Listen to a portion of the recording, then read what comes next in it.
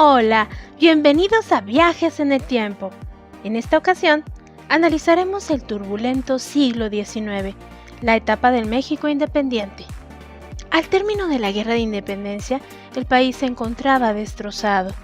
Dos partidos políticos lucharon por establecer distintas formas de gobierno para resolver los problemas y dirigir a la nación. Los liberales pretendían establecer el federalismo y los conservadores trataban de instaurar el centralismo. En la primera mitad del siglo XIX, Iturbide se coronó emperador. La primera Constitución Federal se estableció. Valentín Gómez Farías realizó la primera reforma liberal. Texas se separó de México y Francia nos invadió por primera vez.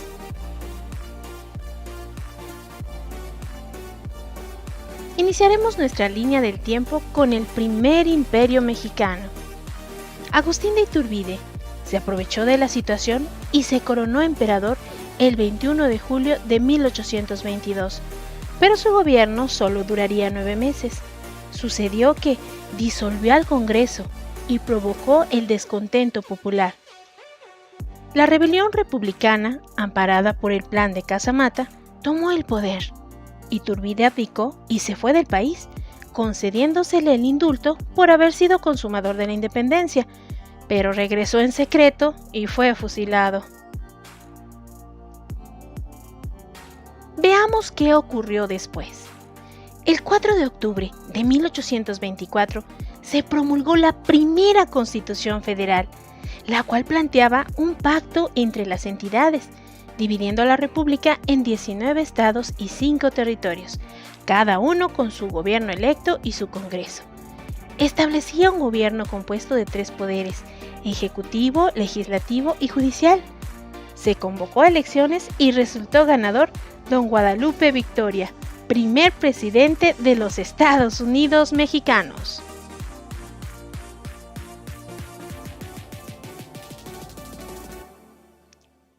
La Reforma Liberal de 1833, también conocida como Primera Reforma Liberal, consistió en una serie de leyes aprobadas por el Congreso de México que sirvieron de base jurídica para las leyes de reforma establecidas 20 años después. Fueron dictadas por el vicepresidente Valentín Gómez Farías, creador de la primera reforma. Antonio López de Santana era el titular de la presidencia, pero se retiró a su hacienda en Veracruz, dejando a cargo a Gómez Farías, quien expidió las leyes para realizar los cambios que el país necesitaba. Los conservadores protestaron, le pidieron su apoyo a Santana y este derogó las leyes de la primera reforma liberal. Ahí terminó el sueño de don Valentín.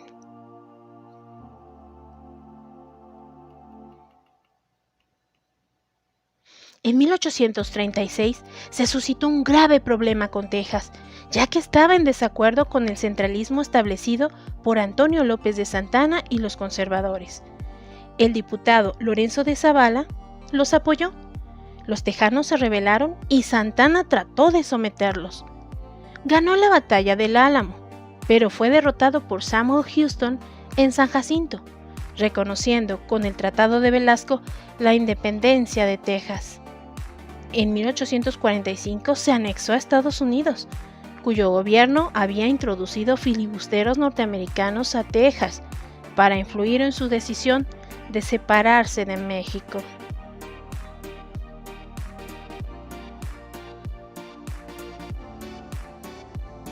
Este es México en el siglo XIX, justo antes de la guerra contra Estados Unidos.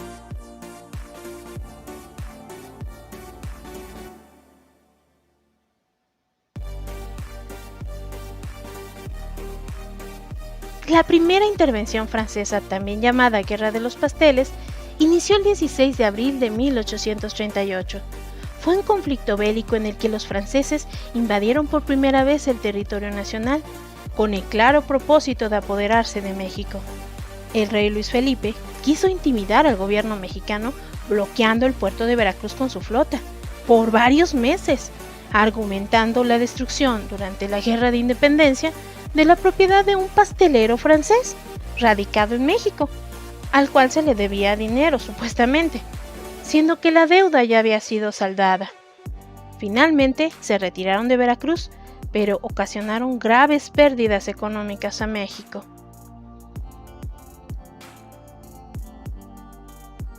Hasta aquí nos quedamos. No se pierdan la segunda parte del siglo XIX en México. ¡Hasta pronto!